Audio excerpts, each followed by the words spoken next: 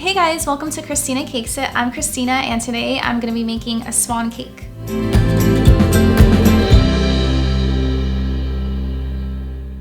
So this cake was inspired by a couple of different things. So the first is I've been seeing a lot of swan themed baby showers on social media. And then I've also been binge watching a lot of Vanderpump Rules. And if you guys watch it, you know that Lisa Vanderpump has pet swans. And I thought it would be really cute to make a swan themed cake. So let's get started by frosting the cakes. So you guys can see here, I have a 4-layer 8-inch cake, and then I also have a 4-layer 6-inch cake. So I've already crumb coated this in a light blue, and I'm just gonna give it a second coat of frosting just to smooth it out and make it look really polished.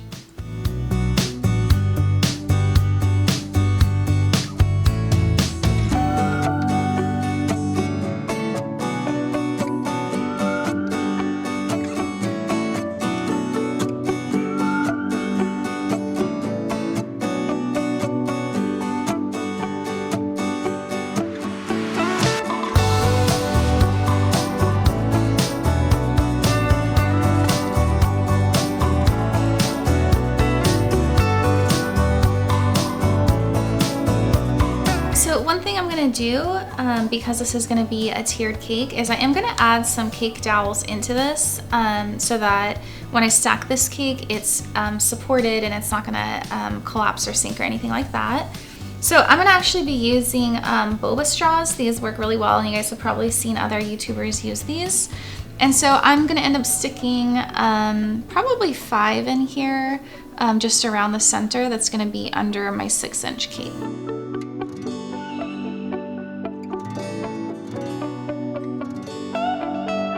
So I ended up using only 4. So I know I'm gonna add another layer of frosting to this, so I'm gonna put this in the fridge to set for about 15 or 20 minutes. So now I'm gonna do the same thing to my 6-inch cake. One thing to note is that this is on an 8-inch cake board, but there's actually a 6-inch as well under the cake, because when I stack it, I'm actually going to just be using just the little cake board to offer support. So go ahead and put in just 1.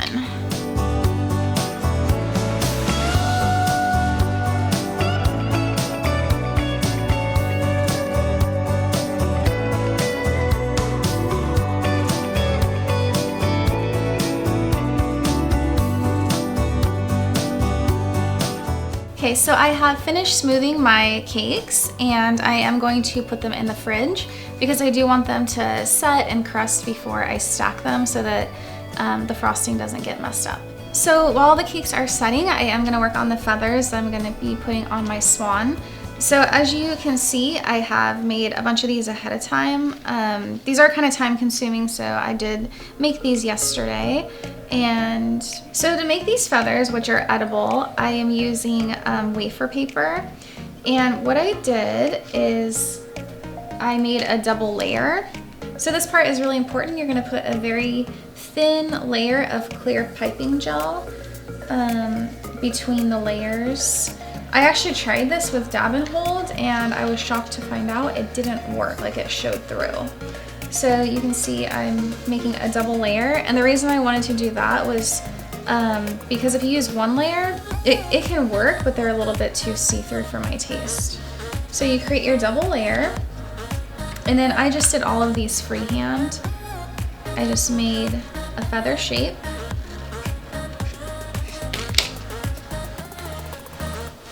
Make a couple.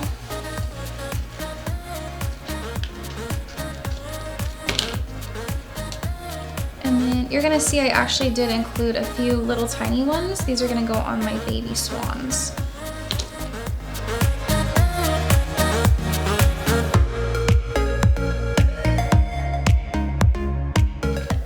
So after I cut my feather shapes, I gave a little fold in half.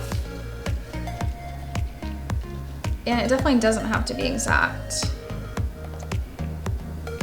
And then I'm just taking my scissors and I'm cutting little notches in, almost like they're like V-shaped. So I'm going down one side, creating those notches, give it that realistic feather texture.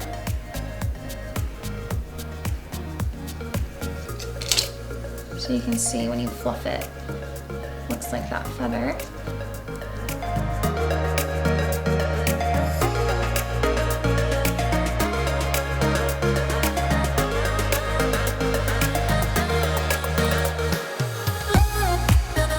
And then I wanted to add a little something extra to my feathers, so I have this edible, I think it's called like disco dust. I'll make sure to put it in the show notes. Super pretty, and I'm just gonna brush this on to my feathers. And as you can see, it's like a really pretty sparkle.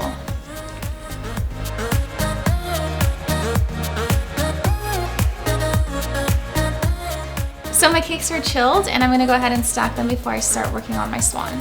So I do have that 6-inch cake board under here, so it makes it easy to lift off. And I wanna stack this as close to center as I can. And because this is firm to the touch, I'm gonna gently press down to make sure this is flat. You guys can see I actually do get eye level here, and just kind of eyeball it to get it as straight as possible. Okay, so I'm gonna go ahead and take an open star tip and just clean up this edge and cover this cake board. So I'm gonna be making my swan, my large swan, out of my homemade marshmallow fondant. So I'm just gonna roll this out.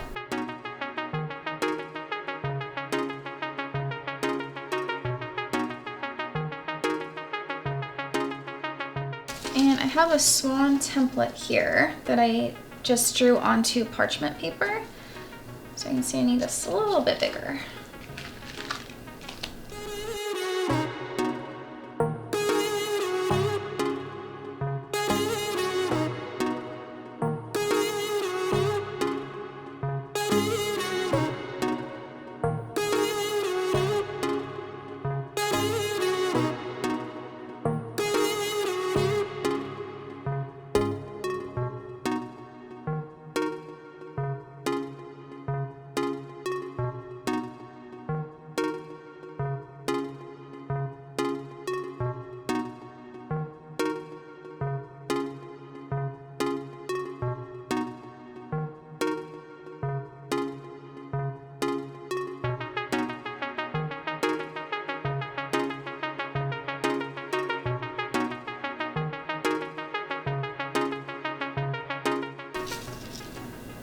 So after I have my basic shape of my swan cut out, like the outline, I am going to go through with my dowel tool, and I'm going to go over these indentations here.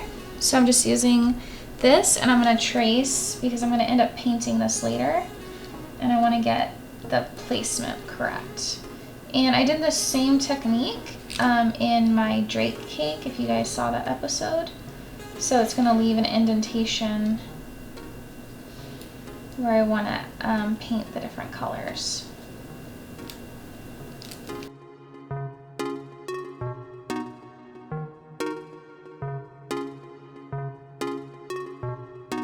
So I do want to get my swan placed on the cake. This is the part I'm actually most nervous about. So I'm going to get my Wilton dab and hold ready. So I'm going to go ahead and carefully brush some dab and hold on the back of my swan.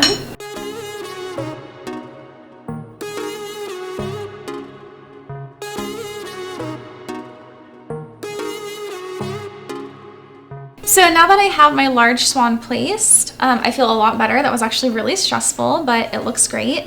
And this cake is actually going to have a surprise. So this cake is actually going to also include some baby swans, which I thought would be perfect for like the baby shower themes I've been seeing, or even Mother's Day. And fun fact, I actually learned what baby swans are called. I didn't know before. They're actually called cygnets, which I've never heard. So for the rest of the episode, I'm just going to keep calling them baby swans. So I'm going to go ahead and just roll out some more marshmallow fondant.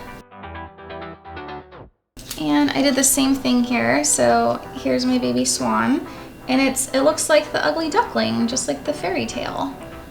So we're gonna go ahead and cut around the template.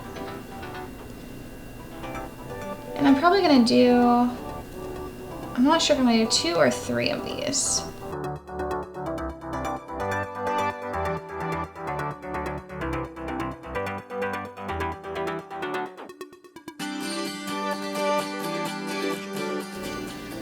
So I'm going to do the same thing where I trace along like the full template. So this will leave an indentation into the fondant.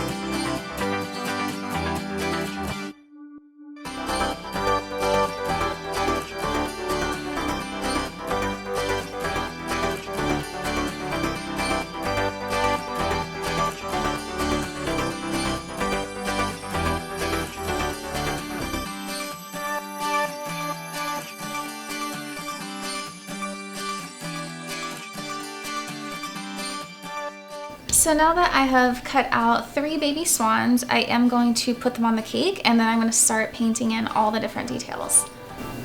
So I'm just putting some dab-in holes on the back here, just like I did my big swan.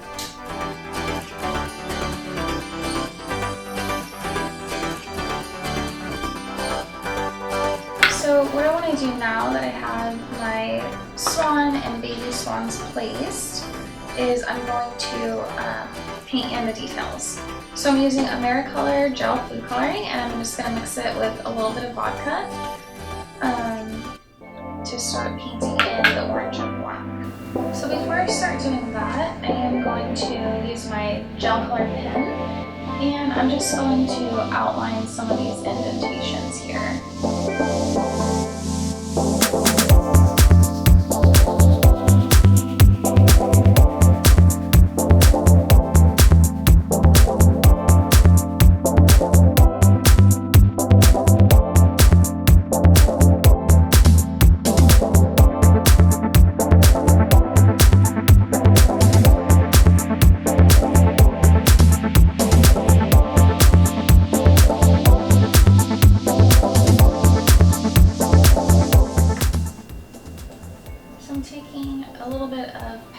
Black food coloring, and I'm just shading in this indentation here.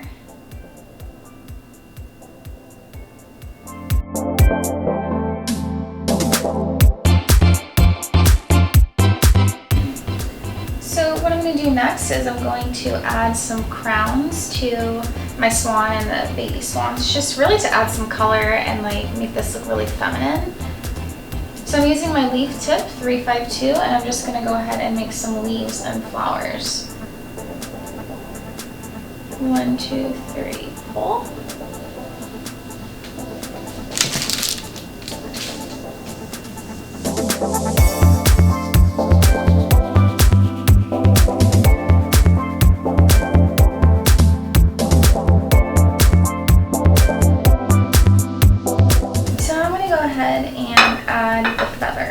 So for this, I'm just adding a tiny bit of dab and hold just to the edge of the feather, and I'm going to place it and just press it in. And we don't really want it completely flat. We want it to have that realistic look. So I think for the babies, they're just going to get 2.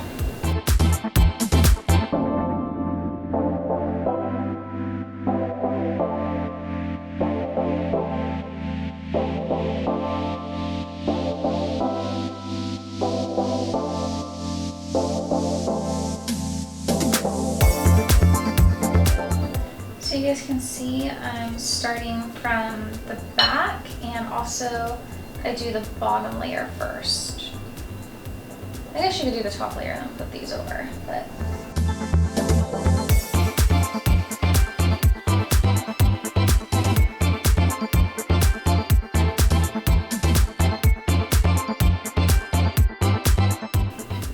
So I'm just kind of placing some feathers where I think they'll look nice to add like some fullness to our swan.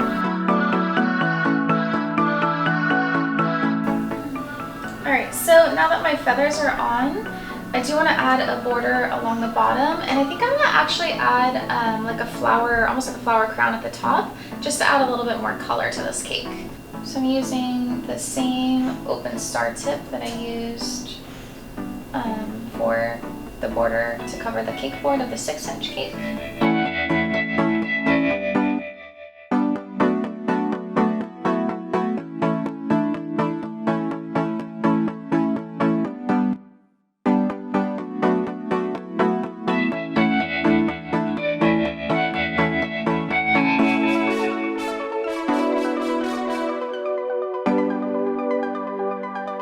Alright, so my swan cake is complete, and this is like the perfect cake for a spring baby shower or for Mother's Day. I absolutely love this cake, and I hope that you guys also enjoyed this episode. If you did, don't forget to like it and subscribe to my channel.